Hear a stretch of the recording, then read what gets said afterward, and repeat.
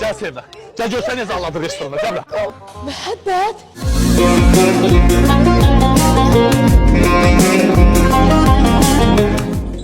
Axır köz gözlərimdən gördüm.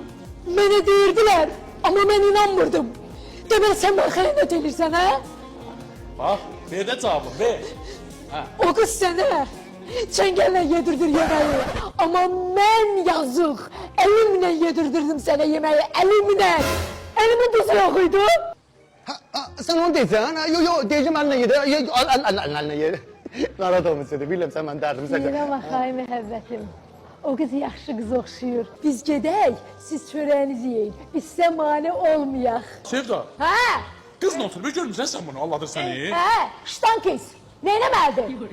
Səndən ötürü deyir ki, sənin qarnını doyurub otarmalıdır. Hə? Davay, şurabama. Yox, Gəl, istəyim də. mane ol onlara. Hə, kəsə dedim.